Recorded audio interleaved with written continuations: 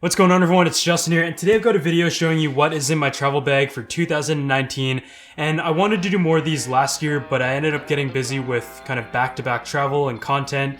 So now we're finally able to sit down and show you what I brought on this trip, because I think this is one of the most I've brought on any trip to date. You got like camera gear, you've got another bag of camera gear here, and my videographer and I essentially took the entire set on this trip to CES 2019 to film hundreds of clips as well as just capture as much content as possible. But because of the number of days that I was there for, and there was quite a few events and press conferences to go to, I brought quite a few outfits that were in this bag as well as the full-size luggage over there. But this is essentially what I would describe like a full travel pack.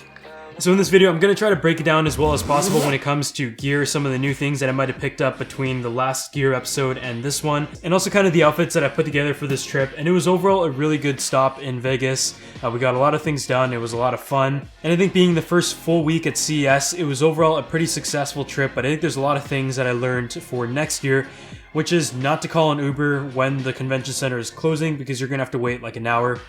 But the fact that hearing on Twitter or social media that CES is crowded is literally an understatement until you actually get there. It was nice to see kind of the future of tech though, and although many years back I probably would have gone for the accessory side of things, this time I kind of wanted to just see what the overall trend was and what we saw. We saw a lot of automotive stuff of the future, whether it was self-driving cars that had AI, as well as even drones that carry humans from Bell. And I think the overlying theme for sure for this CES was AI. If you guys want to win one item from this video, just make sure you subscribe to the channel, drop a like on this video, and leave a comment down below, and I'll pick a winner in the comment section when this video hits 2,000 likes. So for this trip, we opted to take every single piece of gear and kind of figure out what we would need after going to the show floor on the first day. And there, as always, were pieces that we didn't use at all and others that we didn't think we would use but ended up using quite a bit. When it comes to lenses, the one that you guys are watching right now is the Sigma 20mm 1.4.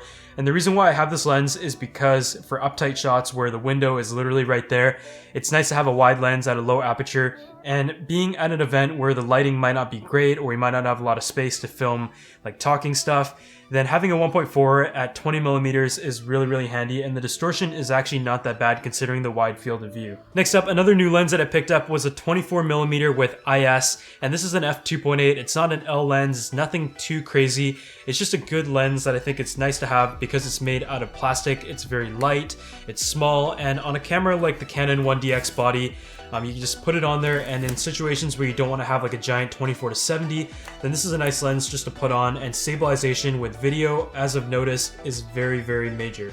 And stabilization when it comes to recording video is crucial, especially if you don't want to carry the DJI Ronin S, which is big, everywhere you go. And just looking at that, imagine a Canon 1DX mounted on top of this, and this is Nick's best friend. The other lenses that we brought are the 100mm macro f2.8, and I think a lot of times when the background is not as nice as you would like it to be, you really can't go wrong with shooting with a low f-stop or just using a macro lens to kind of just crush that background out with the depth of field. So that's a 100mm macro. Didn't end up using that as much as I would have liked because 100mm, especially in 4K crop, is very zoomed. Next up, there's also the 16-35 with IS, which is light, but it is an f4. And after that, we have the 24-70 2.8, which is probably one of the most used lenses right now, and is kind of an essential piece of any pro photographer's kit. And we also have the 35mm 1.4, which is a great portrait lens and really good for A-roll, and that's probably the lens that you guys see the most in other videos. A lens that I picked up after I got back from Vegas, and that was kind of after realizing the 24-70, even though it's a really nice lens, without stabilization in video was kind of a big drawback. So I grabbed the 24-70 from Tamron, the G2 lens with stabilization. I have heard things about like the first generation not being as good, but I think the second gen has some very good reviews, and even though the Canon L line has like an unbeatable performance in terms of visuals, having stabilization in video I think is worth kind of the small visual trade-offs that you may or may not notice. Of course, as you guys probably know now from the past two gear episodes, we brought two Canon 1DX2 bodies, and this camera is still my favorite, despite it having a large file size, expensive memory cards, and just a couple things here and there like not having stabilization. But as a pro body for photo and video and shooting a lot of slow motion video, I love this camera. Because we were recording a lot of footage on the show floor and stuff that we couldn't exactly go back and film again if we were to have any issues with lost files, I brought a couple SSDs that were able to back up all of our files from the CFast cards through the computer to this drive. The drive that's inside of this is a crucial 2TB, and I got these on Black Friday for I think $300 a piece, which was a really good deal. So I ended up picking up 4 of these, I believe, and just putting it into like a $20 U-green enclosure, and it's actually worked very well, better than some of the dedicated SSDs that I've had recently. So another piece of gear that I really recommend for show floors or in dark situations if you're recording any subjects is the Aputure Amaran, ALM9. I don't even know what it's described as or pronounced. But if you guys have seen in our past videos, our favorite light in the studio is the Aputure 120D. So this is made by the same company, and it is pretty bright for the size, and it charges via micro USB, which is amazing. You can also control the brightness, and you can put a diffuser in between with a magnet. So it's just something that's easy to take around anywhere and can come in very, very handy when you need it. As for audio, a microphone that I've been trying out recently is the Shure Lenshopper VP83, and this is very small. It's easy to take around, mount on any camera, and I think it is a good upgrade from the internal audio, but I have to say, in terms of audio quality, I still like using a lav mic over a shotgun mic, and I think this mic, the synced mic, whenever you can, is still the best option. But because you're on the show floor, you're not going to have someone walking around with like a boom pole and a dedicated microphone, so this does get the job done for some ambient audio. But when it comes to talking, I still think the AVX from Sennheiser still sounds better, especially with the MKE2 microphone, and everything is just a little bit tangled here, but the battery life is pretty good, charges via micro USB, and is a wireless mic, and I didn't have any issues when it came to interference on the show floor. So of course, when you're traveling, you have to take kind of a small pouch for your toiletries and stuff like that. And the first couple stops last year, I found myself forgetting a lot of different things, to the point where I decided to buy 2 of certain things just to have a grab-and-go pack, and that has made my pack-up time way faster. So the one that I personally use right now is from Herschel. It's decent, it has a lot of space, but it does seem to get crushed easily and stuff starts to spill inside, so I'm still trying to find a better solution. But just some of the products that I'm using for travel is the Layrite travel pack in the black option, and this is what I use as hair wax for a while now, and I really like it. And when it comes to a shaver, my favorite one right now is the Babyliss Pro, and this right here is just nice to use. It's easy to take around. Definitely isn't the smallest or lightest thing out there, but I use this every single day because I don't look good with a beard, and I haven't tried it either. Speaking of toothbrushes though, this one from Quip is one that I've used every single day over the past like 2 or 3 months, and it's become one of my favorite everyday pieces. There's a number of reasons why I like it for everyday use as well as travel, and it's because it is very convenient, and the whole program behind it and the pricing is very accessible for a lot of people compared to a normal electric toothbrush. I have had electric toothbrushes in the past and I liked them, but I also find myself liking normal toothbrushes as well. And this one I feel like is a perfect hybrid between a normal toothbrush as well as an electric toothbrush that has a built-in 2-minute timer and also a vibration motor for great cleaning. I have one in the shower, both bathrooms, as well as in the travel bag, and I just really like how it's small, compact, and doesn't need to be charged separately with some proprietary cable or wireless charger that you can't take on travel. It just uses AAA batteries, which makes things so easy. These start at just $25, and you can also subscribe to get a new brush head for just $5 every 3 months, and it sends automatically, so you ensure that you're always changing it with a fresh head. If you guys want to go ahead and get it for yourself, I've got a link on screen as well as down in the description section below, and by using my link, you get your first refill for free. I would like to give Quip a huge thanks for sponsoring this video, and this is definitely something that is a really important part of everyday life as well as my travel kit.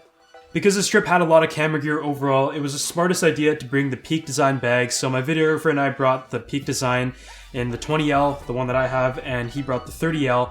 And I had a few lenses in here while traveling, but just some of the things that I had in the top compartment for the flight are the new iPad Pro for 2018, and I just use this to watch movies, do some quick notes. It's just a very nice piece to take around, and I think the new redesign is a reason why I love it so much, because honestly, last year I didn't really use my iPad that much at all, and I also picked up the pencil, but I'm still trying to figure out what it's best for.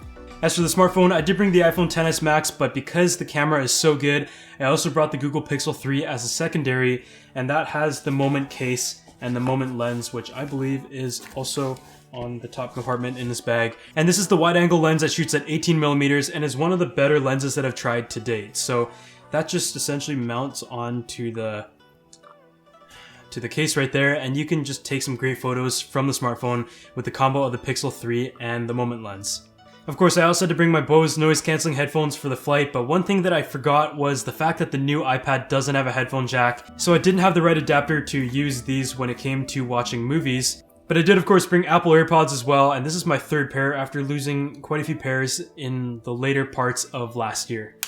Of course, you can't forget the backup battery, and being at a tech convention, this is very useful because this 10,000 milliamp hour battery is nice and slim, easy to take around. It has a single USB port, and when I looked at the screen time of my phone in CES, it was 7 hours a day, which is just an abnormal screen time average, and these were definitely a huge part of that.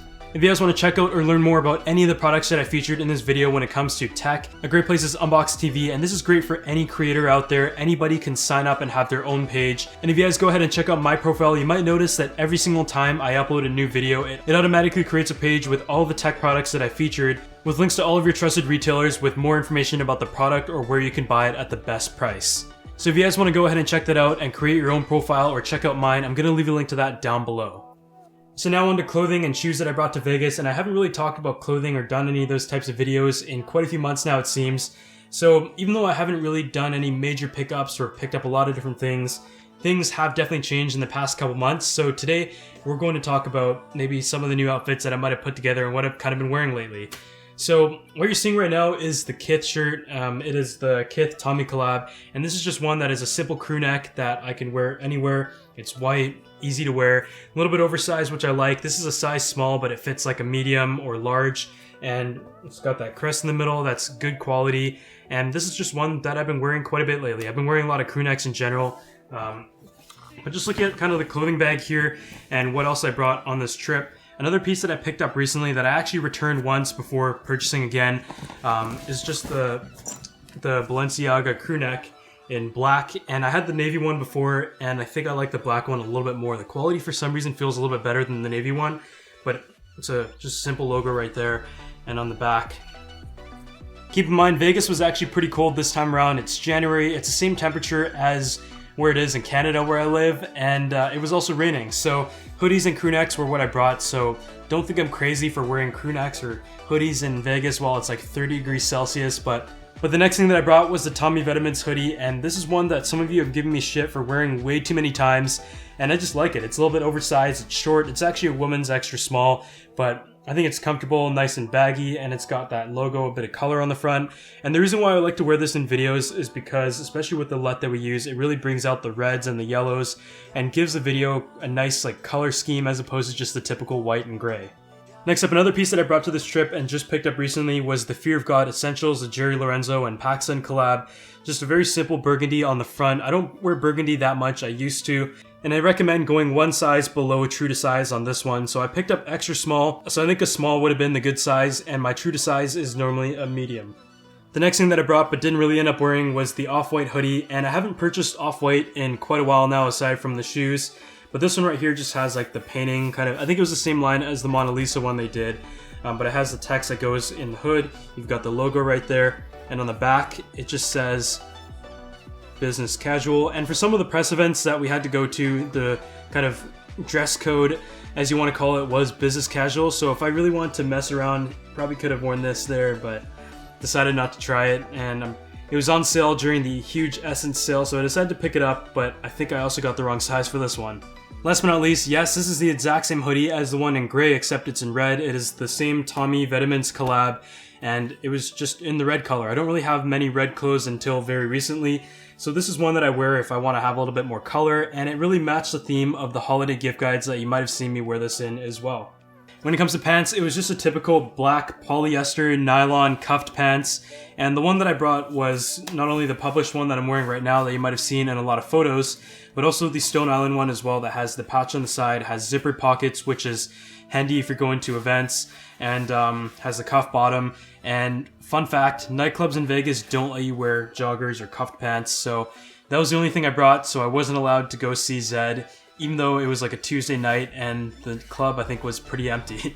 As for jackets, another one that I've got a lot of questions about recently, and one that I just wear with like a simple black hoodie and black pants, white shoes, what I would call business casual, is one that I picked up at a thrift shop. It just says members only. I'm not really sure what brand it is, but the funny thing is, even though it is a size XL, it only fits slightly oversized on me as someone who's normally a size medium. So I guess for any vintage stuff or a lot of thrift shop stuff, you might notice that if you're a medium, an XL actually might fit you in a lot of cases. So something very simple, and I think it looks pretty cool. As for shoes, I brought a total of 5 pairs on this trip, which is a little bit overkill. I ended up only wearing 2 of them, I believe. But the one that I wore the most, as always, is the Common Projects Achilles Low. This pair is pretty beat up, but I've definitely seen ones that are in way worse condition. I got it in the size Euro 40, and these pair of shoes are just ones that might not be easy to break in at first, but afterwards they're pretty comfortable in my opinion. They look super classy, but as you can see, it was raining, and I gotta really clean these up because they look kind of gross right now. The next pair of shoes is one that I first saw in October, but was kind of not really wanting to pay the asking price for it for many months until about January, and that was the Common Projects in the new design, which I haven't actually seen anywhere, but it is kind of a cool approach. It still has like the classic white leather sole and some leather pieces to it, but the top looks a lot like a Van actually. So I feel like this is kind of the Van between the Achilles Low and like the Vans Classic. It's still got the nice lacing setup, and this pair is actually much more comfortable than the Achilles Low when you first get it. I just think it's a shoe that you can really dress up or dress down, but after wearing it for a week, it's kind of in not the best condition already. And I also wanted to bring a pair of sneakers on this trip, and if I had to pick one pair of sneakers to take alongside the white leather shoes, it is almost always going to be the Jordan 1 Original in the Chicago off-white colorway.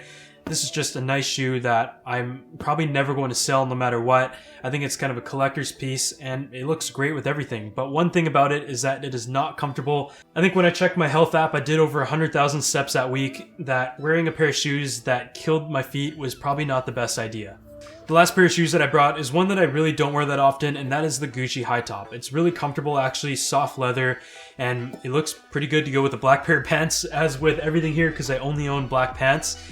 But I brought this along anyways in case there was like a dinner thing we had to go to, but I ended up just still sticking to the white leathers. Lastly, I brought these pair of shoes on the trip, but I never wore them. I also brought dress shirt, dress pants in case we had to, because I have had experiences in the past where I showed up to an event and I was dressed really bad compared to anyone else there. So just to be safe, I was like, why not bring a pair of brown leather shoes, dress shirt, dress pants, but of course, I didn't end up wearing them. Otherwise, that was a super long video where we covered all of the gear as well as the clothing, shoes, and everything that we brought to Vegas for CES this year, and it was definitely a busy stop. We brought way more things than we needed to, but Samsung was nice enough to book business class, so we had a ton of free baggage that we were able to check onto the plane. So a lot of times I either pack really light or I pack extremely heavy, because I feel like if you're going to send luggage on the plane anyways, it's going to stay in the hotel for the entire trip, so why not bring as much as you possibly might need. If you guys want to check out any of the products mentioned in this video, as always, I'm going to leave a link down below, and I'll see you all in the next one.